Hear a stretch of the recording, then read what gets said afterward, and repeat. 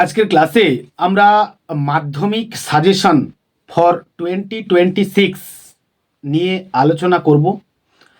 আর মোটামুটি 12-14 দিন বাকি তোমাদের পরীক্ষাকে। তো সেক্ষেত্রে মোটামুটি সবারই কমপ্লিশন হয়ে গেছে বা হয়ে রয়েছে। বিগত টেস্ট পরীক্ষাতে তোমরা যে যে মার্কসটা অর্জন করেছিলে সেটা ভেবে নিয়ে এগোলে চলবে না। কেউ যদি বেশি পেয়ে থাকো তার আত্মতৃপ্তিতে ভোগার কোনো কারণ নেই। আবার যদি কেউ কম পেয়ে থাকো তারও ভেঙে পড়ার কোনো কারণ আছে বলে আমার মনে হয় না। কারণ মাধ্যমিক পরীক্ষাটা সম্পূর্ণ একটা ভিন্ন ভেন্যুতে কিংবা ভিন্ন পরিবেশে হবে। সেখানে ইনভিজিলেটর ভিন্ন থাকবেন, সেখানেকার যে পরিবেশ সেটাও আলাদা হয়ে যাবে এবং দুটো প্ল্যাটফর্ম সম্পূর্ণ আলাদা।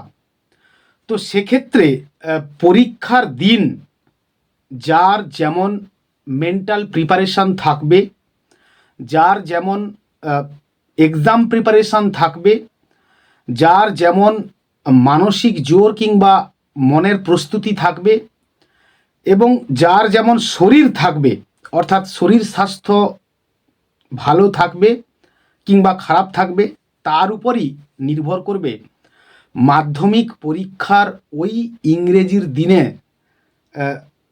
পরীক্ষাটা কেমন হবে কিংবা তার রেজাল্ট কেমন হবে। সে নিয়ে একটা আলাদা বা ভিন্ন মতামত থাকতেই পারে। আমরা মোটামুটি কমপ্লিশন করে নিয়েছি টেক্সট, গ্রামার, রাইটিং স্কিল।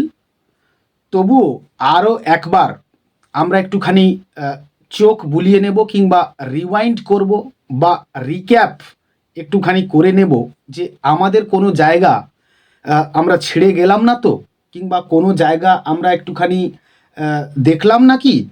তো এই রকম ব্যাপারগুলো আমাদের এখন দেখার সময় এসছে। হ্যালো ফ্রেন্ডস, ইংলিশ টেক্সট অ্যানালিস্টের আরও একটা নতুন ক্লাসে স্বাগত জানাই। আমরা আজকে মাধ্যমিক 2026-এর সাজেশান নিয়ে আলোচনা করতে চলেছি। আমরা মোটামুটি বিগত বা প্রিভিয়াস 3 ইয়ার্স কোশ্চেন নিয়ে প্রথমে আলোচনা করব।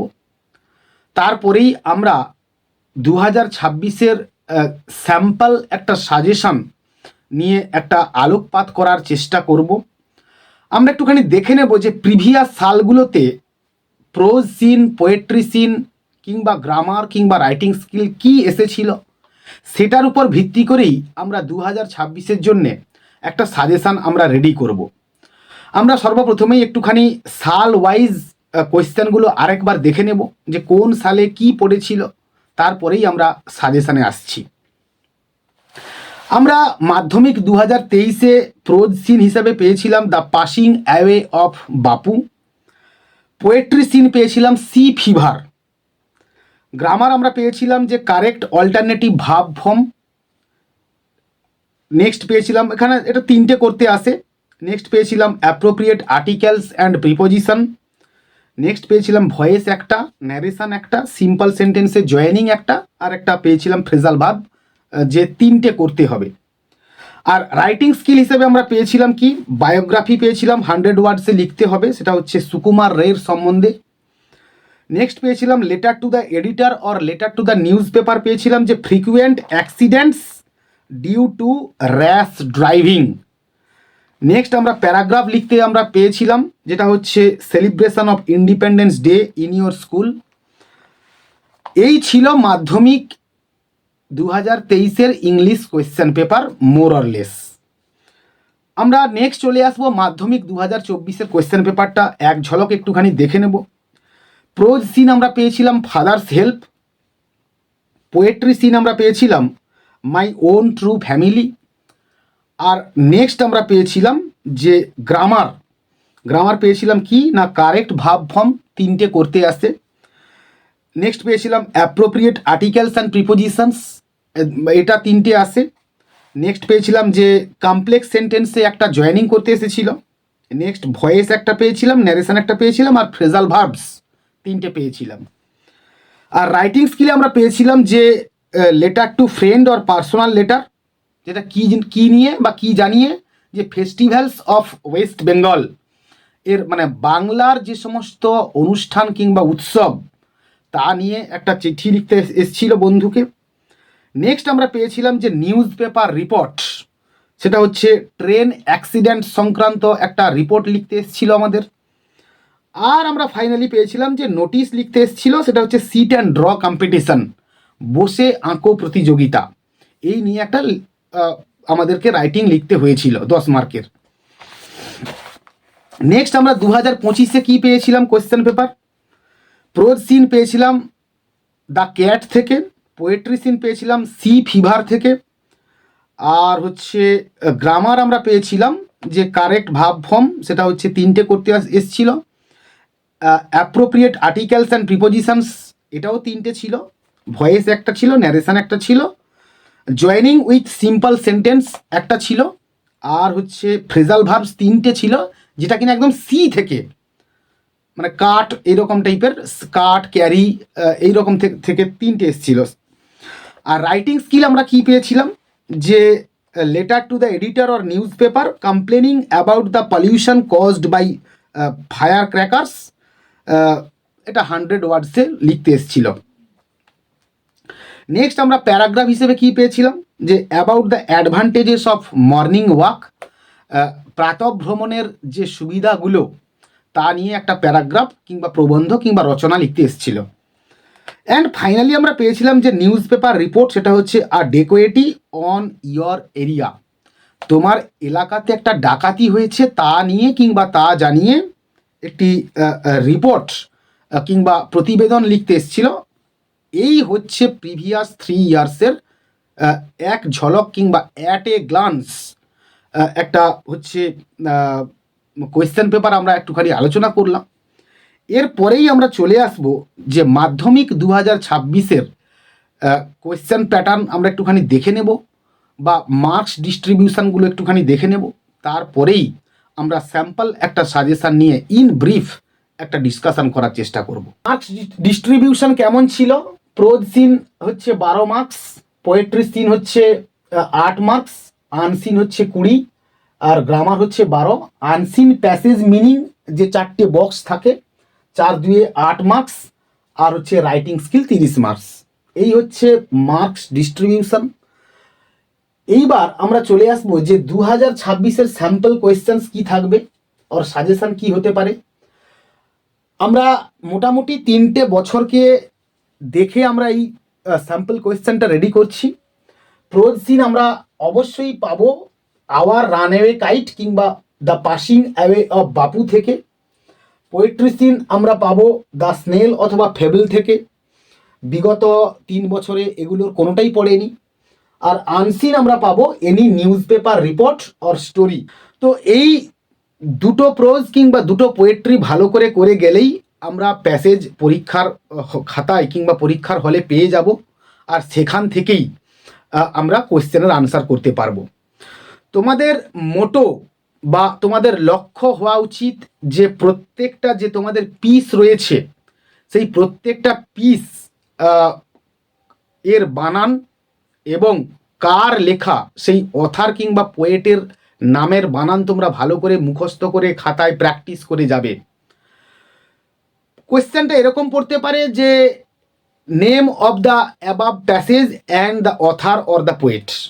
তো আমরা লিখব কি, the name of the above passage is অমুক and the name of the poet is অমুক, দিয়ে আমরা সুন্দর করে তাদের নাম কিংবা সেগুলো আমরা লিখে আসব। না হলে আমরা হয়তো জানি যে নয়নতারা সেঘাল, ওনার নামটা আমরা জানি কিন্তু বানান লিখতে গেলে সেঘাল বানান ভুল করে দেব।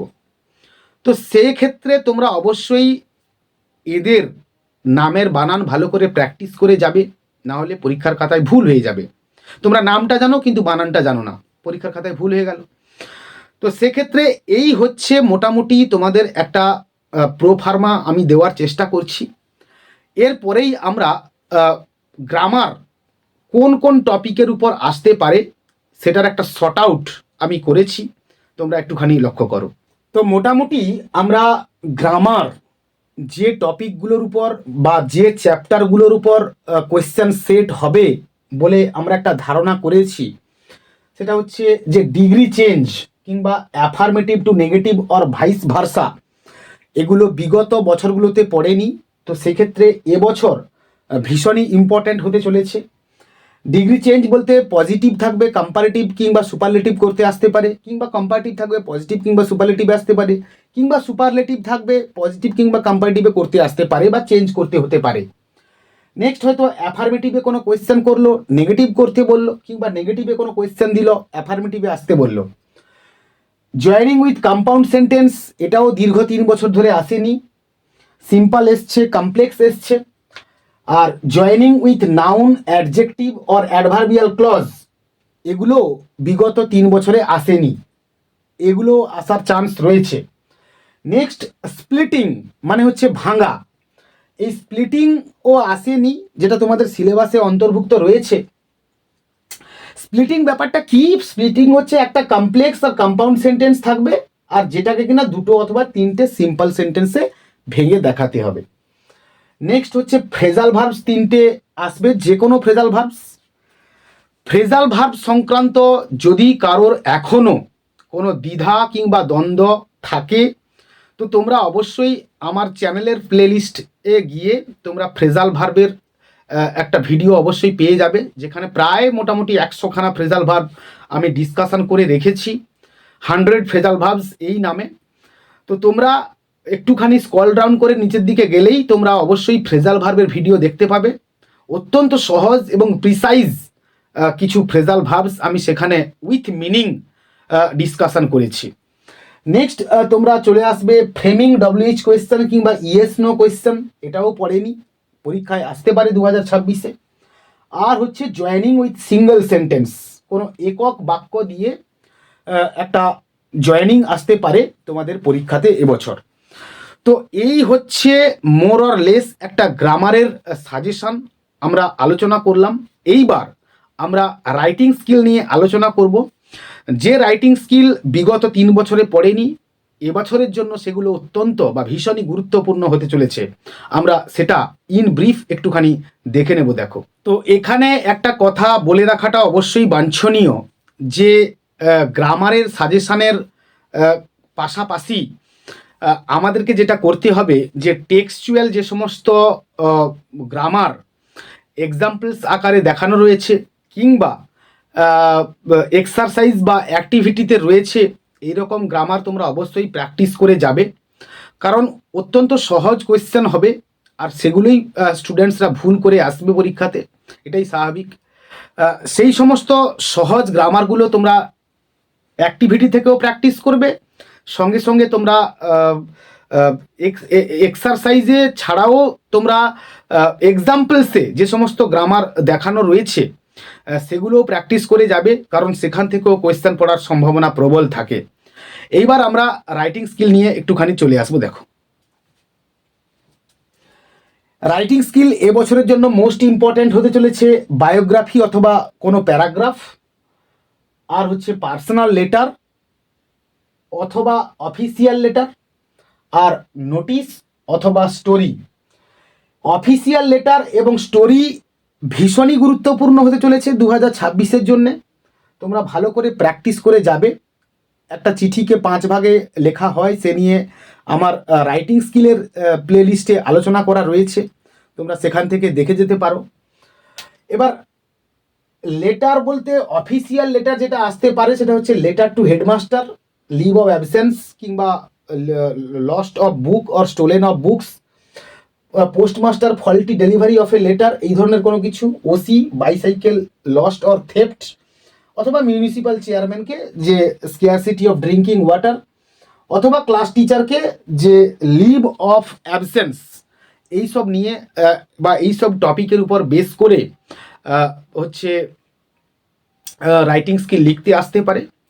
তো তোমরা রাইটিং স্কিল মানে প্র্যাকটিস ভালো করে করো, এবং যদি এখনও কারোর অসুবিধা থেকে থাকে তো তোমরা অবশ্যই আমার চ্যানেলের প্লেলিস্টে গিয়ে তোমরা সেখানে রাইটিং স্কিল লেখার ধরন কিংবা নিয়ম কিংবা এক্সাম্পল লিখে দেখানো রয়েছে ভালো করে। তোমরা অবশ্যই সেই জায়গাগুলোকে ভালো করে আরেকবার মার্কিং করে নাও। শেষ মুহূর্তের প্রস্তুতি তোমাদেরকে নিয়ে রাখতে হবে, কারণ তোমরা সবাই জানো যে ওস্তাদের মার শেষ রাতেই পড়ে। তো সেক্ষেত্রে তোমরা এই রুলসগুলোকে ভালো করে প্র্যাকটিস করো এবং আরও একবার, যতই মুখস্থ থাকুক, আরও একবার লিখে দেখে নাও, নিজেকে পরখ করে দেখে নাও শেষ মুহূর্তের অনুশীলন যে কতখানি গুরুত্বপূর্ণ, সেটা তোমরা পরীক্ষা হলেই গেলে তার প্রমাণ পাবে। তোমরা অবশ্যই 10 রকমের রাইটিং স্কিল লেখার নিয়ম তথা এক্সাম্পল আমার চ্যানেলের প্লেলিস্টে পাবে, সেখান থেকে তোমরা দেখতে পারো। আর রাইটিং স্কিল লেখার ক্ষেত্রে আমার একটা বিশেষ সাজেশন রয়েছে যে তোমরা পরীক্ষার হলে পেন্সিল, রেজার, শার্পেনার নিয়ে যাও। রাইটিং স্কিল যদি মানে পরীক্ষায় লেগে যায় কিংবা জানা কোশ্চেন আসে, তাহলে অবশ্যই সেটা আগে পেন্সিলে লিখে পুরোটা কমপ্লিট করো, তার উপর পেন চালিয়ে দাও। আর না হলে তোমরা পেন্সিলে লেখা অংশটাকে মুছে দিতে পারো, সেটার উপর একটা দাগ থেকে যাবে খাতার উপর, আর সেই দাগের উপরে তোমরা আবার পেন বুলিয়ে দাও, দিয়ে রাইটিং স্কিলটাকে কমপ্লিট করে আসো। না হলে যদি তোমরা এই পেন্সিলের ইউজটা না করো, তাহলে পরীক্ষার খাতায় প্রচুর কাটাকাটি হতে পারে, ঘাঁটাঘাঁটি হতে পারে। তো সেক্ষেত্রে এই ধরনের মানে নিট অ্যান্ড ক্লিন ব্যাপারটাকে যদি তোমরা বজায় রাখতে চাও, তাহলে অবশ্যই তোমরা পেন্সিলের ইউসেজটা অবশ্যই করো এবং পরীক্ষাটা ভালো করে দাও। পরীক্ষায় কারোর 2 ঘন্টায় কমপ্লিট হয়ে যেতে পারে, কারোর 2.5 ঘন্টায় কমপ্লিট হয়ে যেতে পারে, কি কারোর 15 মিনিট বাকি থাকতে কমপ্লিট হয়ে যেতে পারে। তোমরা ভালো করে প্রথম থেকে শেষ পর্যন্ত বারে বারে রিচেক করো, বানানগুলো দেখো, কোথাও কোনো কিছু ছেড়ে গেলে কিনা, কোনো কোয়েশ্চেনের আনসার লিখতে তোমার বাকি থেকে গেল কিনা, সেগুলো রিচেক করে নাও। না হলে কোনো কিছু হয়তো পরীক্ষায় ছেড়ে আসতে পারো, যেটা আর কোনোদিন তুমি শুধরাতে পারবে না। মাধ্যমিক পরীক্ষা জীবনে একবারই আসে আর একবারই চলে যায়, আর কোনোদিন আমাদের জীবনে আসে না কিংবা আসবে না, কারোরই জীবনে আসে না কিংবা আসবে না। তো সেক্ষেত্রে এই পরীক্ষাটাকে তোমরা এখন ধ্যান জ্ঞান বলে ভাবতে শুরু করো, আর অন্য কোনো চর্চাতে যেও না, অন্য কোনো চর্চাতেই মনোনিবেশ করো না। সোশ্যাল মিডিয়া থেকে সম্পূর্ণ দূরে থাকো, বন্ধু বান্ধব থেকে দূরে থাকো। যারা যে টিউশন পড়ছো, টিউশন মোটামুটি বন্ধ করে দাও, আর যাওয়ার দরকার নেই। অসুবিধা থাকলে স্যারের সঙ্গে ওভার ফোন কন্ট্যাক্ট করতে পারো, কিংবা ক্লাসে গিয়ে একবার দেখে আসতে পারো। এখন শুধু নিজেকে ঘরের মধ্যে বন্দি করে রেখে নিজের কনসেন্ট্রেশন লেভেলটাকে হাই করা ছাড়া আর কোনো সাজেশান আছে বলে আমার মনে হয় না। একটুখানি রাতে ভালো করে ঘুমানোর চেষ্টা করো, জল খাও, ঠান্ডা লাগাবে না, কারণ জ্বর চলে আসতে পারে, সর্দি কাশি আসতে পারে, আর পরীক্ষার হলে তার জন্য তোমাকে খেসারত দিতে হতে পারে। সরস্বতী পূজা সবারই ভালো কাটুক, তোমরা অঞ্জলি দাও, পুজো করো অবশ্যই, তবে খুব সকালে চান করার চেষ্টা করবে না, ঠান্ডা লেগে যাওয়ার চান্স থাকবে। একটু 10টার দিকে এরকম হলে চান টান করে পুজো দাও, অঞ্জলি দাও, সরস্বতী মায়ের মানে পায়ের কাছে ফুল বা পুষ্প বা অর্ঘ্য দাও। এটাই কামনা করি, সরস্বতী দেবীর কাছে প্রার্থনা করি তোমাদের সবারই পরীক্ষা ভালো হোক, সবাই ভালো রেজাল্ট করো এবং সামনের দিকে এগিয়ে যাও। আজকের ক্লাস আমরা এখানেই শেষ করলাম। আমার এই ক্লাস যদি তোমাদের 1% হলেও কাজে লেগে থাকে, তো তোমরা অবশ্যই চ্যানেলটাকে সাবস্ক্রাইব করো এবং বন্ধুদের মধ্যে শেয়ার করো। আর অবশ্যই একটা লাইক দিতে কিন্তু ভুলো না, কারণ একটা লাইক আমাকে অনেক বেশি এনথু এবং ইন্সপিরেশান প্রোভাইড করে আরও নতুন করে কন্টেন্ট তোমাদের সামনে প্রেজেন্ট করার জন্যে। পরের ক্লাসে দেখা হচ্ছে আরও নতুন কোনো একটা টপিক নিয়ে। ততক্ষণ পর্যন্ত keep watching my channel, keep smiling and stay blessed.